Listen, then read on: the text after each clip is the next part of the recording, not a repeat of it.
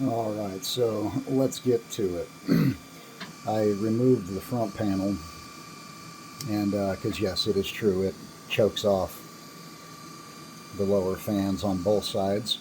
And then this guy obviously chokes those off, but as you can see right here, there's about a ½ inch gap up until the logo on the front, which is this box right here that you can see through the slats. But from here down to about here, right, pretty much equal, you know, with the motherboard tray area. You got 3 fans, 340 millimeter fans. Only 2 are technically feeding somewhat fresh air in, but because of the design of this, there is hardly any airflow back here. So you're not really even cooling your hard drives with this design. With the glass panel on, I'm sure y'all watched Jayztwocents video a few times, but these fans and the 280 on the other side can't breathe. And I think Jay said that this 420 up top is the only one actually providing any air to the system. Yeah, no, this doesn't even get proper cooling because those don't get past this without heating up. Like, this is warm to the touch. I've got 4 3TB drives in. This will be 2.5-inch SSDs in RAID 0. These will be my spares, so it'll be 1 3TB and an extra 1TB SSD. So I'm just using 6 because that's all my motherboard supports, 2, 4, 6. And these things, when transferring data the other day from other drives as I get this one set up, got toasty as shit. You pull out the tray and even the tray is warm. So this, I don't care which model you have, because I got an Aventum 3 right there that I'm going to be working on. And I'm taking this out, right, taking the drive bays out, and I'm going to put SSDs down here. And I think what I'll do is I'll put 3, so it'll be 2, 4, 6. It'll be 3 racks of 2. Then I'll put another one maybe on the opposite side behind the 280 rad. I'd put all 4 right here, but the plumbing comes in right under this area. And they designed this one different too, because you see this pass-through clear up here, right? And you look at the pass-through on the thing right there. Yeah. On the Aventum X, the pass-through is directly underneath it. So they moved it back on the Aventum X. Maybe that's true on the newer Pro chassis too, because the Pro chassis uses the Aventum 3 chassis, which is vented on both sides and allows the radiators to breathe. So I'm guessing that's kind of like the Pro. I don't know if they kept the DVD Blu-ray drive in the Pro, however, if they did in either way. But at that point, at least the bottom rads can breathe. With this out of the way, I'm going to put a radiator here, probably another 420 on the front 140s, and have a 280 up here. I want a 420, however, I'm going to use 2 300 millimeter reservoirs, and that won't clear the 280 mark. I might be able to fit a 360 in. So if I could fit a 360 in, I'll probably go with 360 over the 280. But if I can get this rad in, that'll be the GPU loop, which is these top 2. And then the bottom 2 will be the CPU. And this one will be the CPU pump. This one will be the GPU pump. So we'll have a 560 and a 280 for the CPU, and 2 420s for the GPU or GPUs, depending on. And I can't use my 2080 Strix because the temperature blocks don't allow me to put the glass panel back on, which, oddly enough, it looks like it should fit, but it does not. And let's... oh, that's the back panel.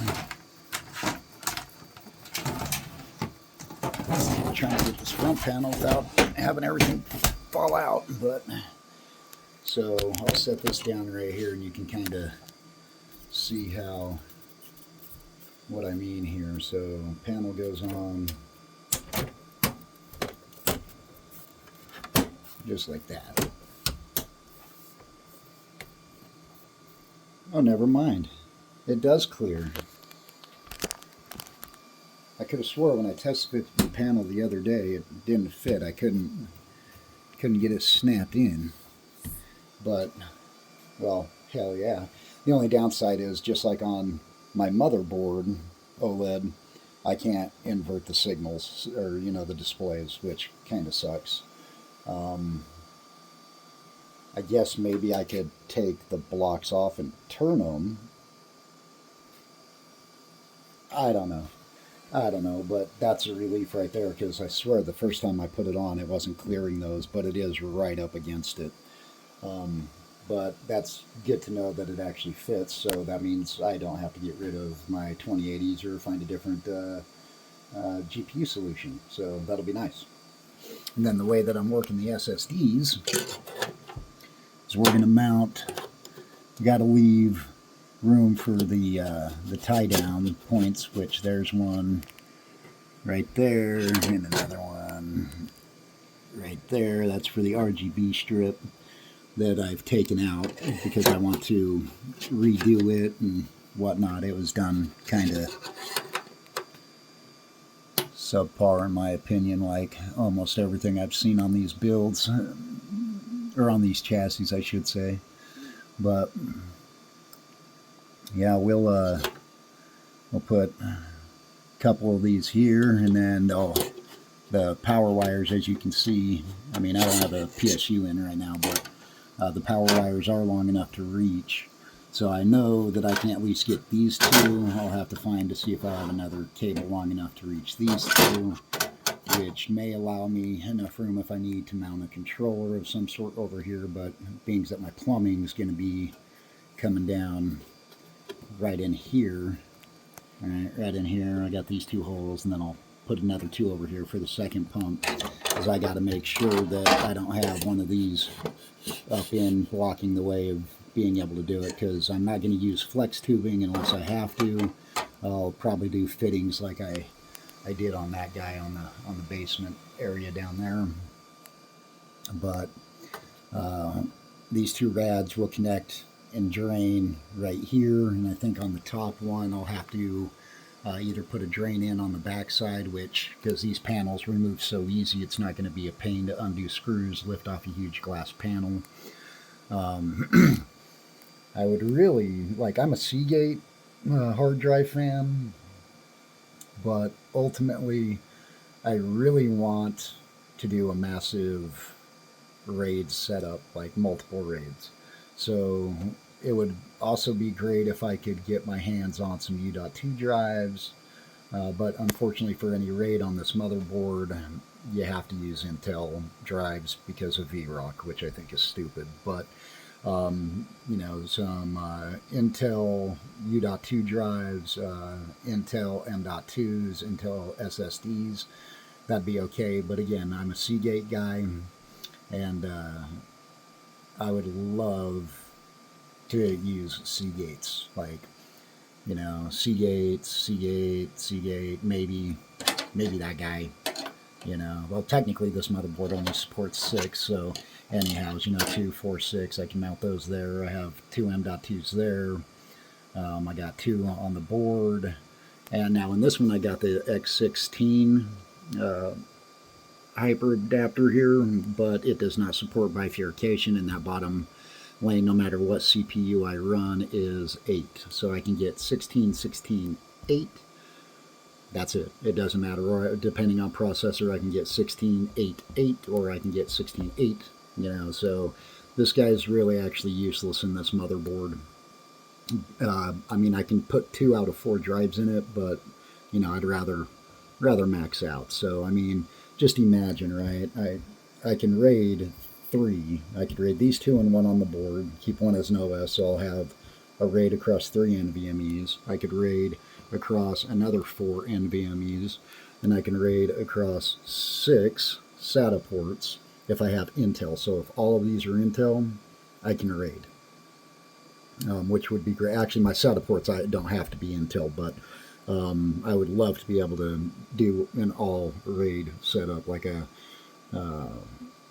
RAID 0 on 3 drives, RAID 10, and then a RAID 10 across the 6 drives. So that would be a lot of space and a lot of, speed increases when reading and writing against RAID 10, and especially on NVMe's, like, it's all good. But anyhow, back to this guy. Excuse my office. I'm still in the middle of kind of straightening shit up. But yeah, this is not. Hold on 1 sec.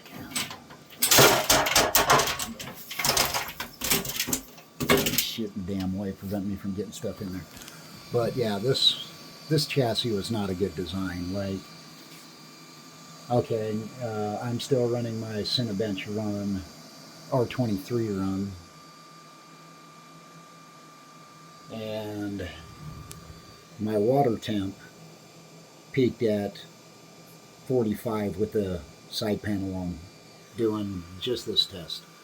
So removing the side panel, I dropped down 10C just by removing that guy from the front. So yeah, and when you're pushing dual 3090s and an overclocked 18 core, 7980XE, 10C is a lot. So being that I'm using PETG, that temperature of 35C, yeah, that's great. Anything 40 to 45 risks melting the fitting end in each one of those fittings. Like, the likelihood that these ones will blow out, very unlikely. These ones, because they're already stressed, because there's really no support holding the top one, or the ones with like the longer runs like this guy and this guy, they kind of sag down a little bit once they reach that 90.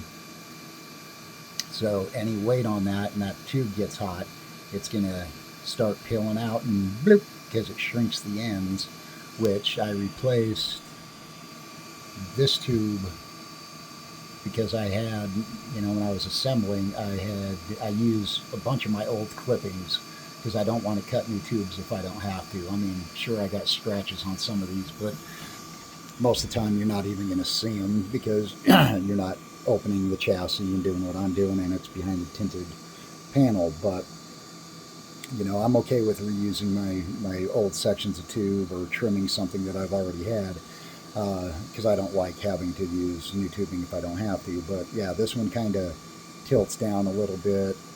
That one there kind of tilts down a little bit. So if they malform due to heat, it's going to do it in each one of those fittings before any of the rest, because of the strain on those already and the length coming out with no support. And to support those, I'd have to have a hanger from the top that grabbed each one of those to make sure they didn't sag. Now, we'll get up in here and you see the distribution block. Right, this is actually pretty crazy. So just in case none of you know on the Aventum how their Lux cooling system works, is it comes in here, out here. So I'll just run through it. Out here, goes into this rad, comes out the bottom, goes across, comes out the top of that rad, roughly here, right, comes up through the port on the back, which is this port, right, on the opposite side, comes up, goes into this tube right here, right, oops, not that tube, excuse me, comes into this tube first, no, excuse me, comes into this tube first, right, goes through the GPUs, back out in there, and then up into the distribution block, and then it goes through the rad, comes back through the distribution block, comes down, then hits this one right here, right, this CPU run, goes in, comes out the back one, goes in, drops down through the distribution block, comes straight across into this one. So yeah, your your big rads cool these guys first, provide them cold air or cold water, and then that heats it up a little bit, goes up to a 420, which hopefully can dissipate the heat, which it cannot, and then it flows back down into your GPU, which is already slightly heated by these and whatever that could cool before it comes down here and gets cooled again. So rather than storing cooler water, you're storing hot water. And then with a glass panel, you're trying to cool already heated water with an already saturated radiators. And right now, this thing's actually blowing cool, which is amazing.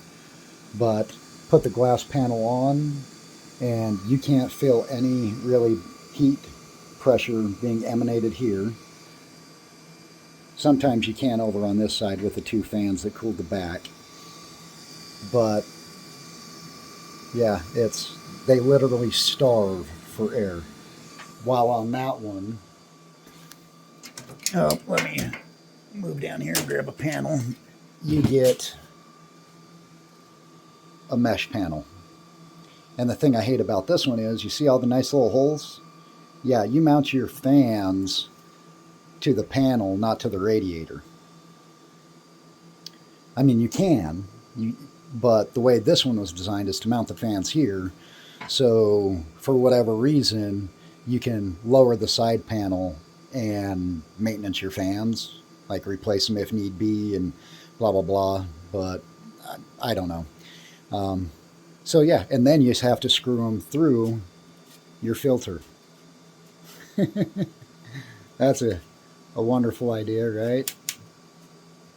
Screw your fans through your filter. Alrighty. So let's add maintenance to shit. Oh, you want to clean your... Sorry, I got an itch on the foot.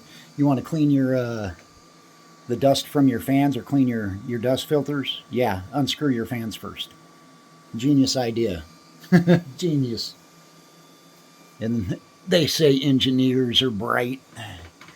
I wonder how many people that design this chassis have a college education in engineering and design, because really, guys, especially this one, like whoever allowed that was definitely form over function. Like, and what's sad is that chassis, the exact same chassis, slight modifications to like pass-throughs. The pump reservoir doesn't fit in this one, that's in that one. Slightly different mounting areas, different brackets used. You know, this one had 4-pin lighting, no hub. At least when I got it, maybe the person I bought it from took the hub. At least they gave me a remote with the SATA powered little hub that controls those, so I could control lighting, but does no good. And what's funny is, when I bought this one, it had a hub, no remote, and the remote actually controls fans. So for this one, it only controlled the lighting, but in that one, it probably controls the fans and everything. I didn't want to use it though.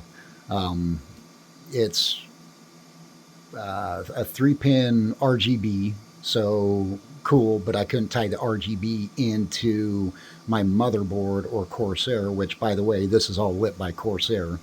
I didn't get the best fans, really, technically, with their wiring setup, or... I mean, they work. They meet the RPMs that I needed in static pressure, but I got a Corsair RGB hub, right, like a lighting node that runs to 5 volt RGB 3-pin, and I have one, like I got 3 of those nodes in there. One to do each of these so I can tell when each graphics card gets hot on its own, not lit up at the same time. The lower fans and all of the lighting around are tied into one channel. And then the rest of them are on different hubs. So the hub doesn't allow enough lighting. So it's like if I wanted to change lighting modes to get all of these lit up, I have to use crazy amounts of shit to get them all lit up. So 2 RGB hubs with the lighting nodes would be better, but I think I would need actually a 4th lighting node in there to add in the second RGB hub to power everything separately and get all the channels, or I can add in a 4th node and then get adapters, and then this would be a zone, the back would be a zone, the front would be a zone, the RGB strip would be a zone, the pump would be a zone, all of that nature. But yeah, as for, let's check out our score. So 18,247 in a half-hour run. My highest was 19 in a single run, and that's not too bad compared to. And now our temperatures are dropping down to 33. So with the side panel on, I hover between 35 and 37 at idle. So that glass panel definitely kills your system performance. And no, I didn't buy this from Digitalstorm. I bought the chassis from a person who bought it from Digitalstorm. But yeah, same with that one. I don't know if the person I bought that one from bought it from Digitalstorm, but either way, I mean, now I have 2 Aventum chassis. So Aventum 3, Aventum X will probably breathe like a pro, breathes like shit, and kills your system performance. So FYI, if you watch this video or you watch Jayztwocents video, the thing can't breathe, and it was definitely form over function when they decided to put the glass panel. Now, I know that they made a like an acrylic and mesh panel, which would be great. Maybe I'll see if the guy I bought this from can reach out to Digitalstorm and see if they'll send it to them, because they're supposed to be free. I just have to drive 200 miles round trip to go get them. So maybe I'll ask if he can check. If they say yes, say cool, send them to this address. That way he can just send them to me. I have no idea, but yeah, all in all, the Aventum X chassis does not breathe and kills your system performance. So for those that want to buy the chassis, good luck on keeping your thermals in check.